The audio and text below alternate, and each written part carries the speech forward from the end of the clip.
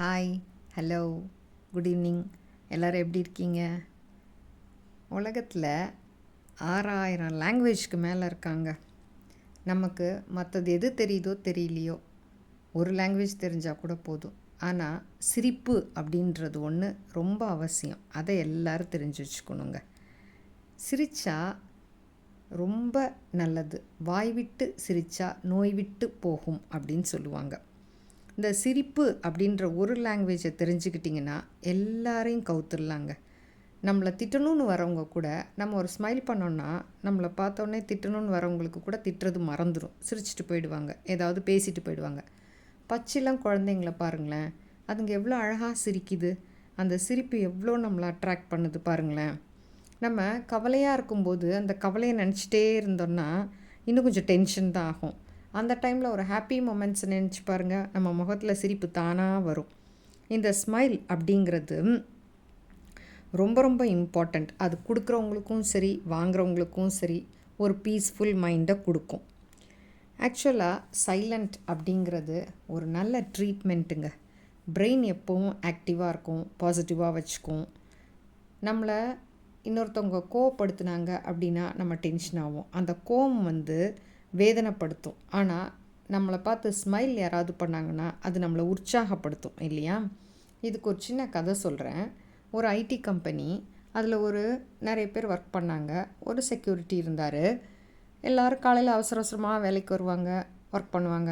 சாயந்தரம் அவசர அவசரமாக வேலையை விட்டு போவாங்க. இப்படி டெய்லி நடந்துகிட்டு இருந்தது. ஆனால் அதில் ஒரு லேடி மட்டும் அந்த செக்யூரிட்டியை பார்த்து காலையில் நுழையும் போதே ஹாய், ஹலோ, குட் மார்னிங் அப்படின்னு சொல்லிட்டு போவாங்க. ஈவினிங் போகும்போது பாய், டேக் கேர் அப்படின்னு சொல்லிட்டு போவாங்க. அவனுக்கு அந்த லேடி மேலே ரொம்ப அபரிதமான அன்பு. ஏன்னா நம்மளை கூட இப்படி ஒருத்தவங்க நம்மளோட நல்லா பேசுகிறாங்களே அப்படின்றது அவனுக்கு இருந்துச்சு.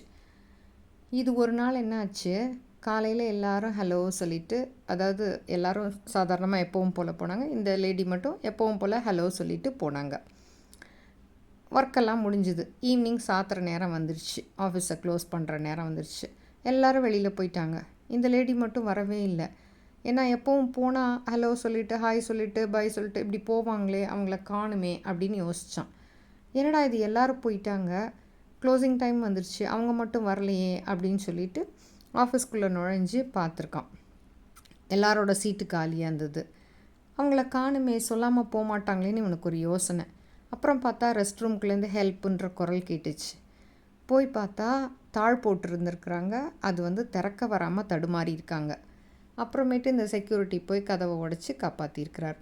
ஸோ இந்த ஸ்மைல் அப்படிங்கிறது அந்த லேடியை இந்த செக்யூரிட்டி ஞாபகம் வச்சுக்கிற மாதிரி ஆயிடுச்சு இல்லையா? ஸோ அந்த செக்யூரிட்டி அந்த லேடியை ஞாபகம் வச்சுக்கினதுனால தான் அவங்க இன்னும் வரலையேன்றது அவன் மைண்டில் இருந்திருக்கு. இல்லைன்னா எப்படி காப்பாற்ற முடியும்? அந்த ஸ்மைல் தான் அன்னைக்கு அந்த லேடியை காப்பாற்றுச்சு இல்லையா? ஸோ இந்த ஸ்மைலுங்கிறது எவ்வளோ பெரிய வேலையை எல்லா இடத்துலையும் நம்மளுக்கு சாதிச்சு கொடுக்குங்க. இது காசா பணமா, எல்லாரோடையும் ஸ்மைல் பண்ணிட்டு போனோம்னா எவ்வளோ ஒரு சந்தோஷமான நிகழ்வுகள்லாம் நமக்கு நடக்கும் பாருங்களேன். புன்னகை செஞ்சால் நோய் குறையுங்க. ஒன்று கண்டுபிடிச்சிருக்காங்க. புன்னகை செய்கிறவங்களுக்கு 7 வருஷம் ஆயுஸ் அதிகரிக்குமா. அதனால் நல்லா புன்னகை செய்வோமே. இந்த புன்னகை அப்படிங்கிறது எல்லாரையும் வெல்லக்கூடிய ஒன்றுங்க. அதனால் யோசித்து பாருங்கள், புன்னகை செய்யுங்க. சரியா? இனிமேவாவது எல்லாரையும் பார்த்து சந்தோஷமாக நல்லா சிரித்து அன்பாக பழக கற்றுக்குவோம். பிடிச்சிருந்தா லைக் பண்ணுங்கள், ஷேர் பண்ணுங்கள், சப்ஸ்கிரைப் பண்ணுங்கள். அன்புடன் சாய்.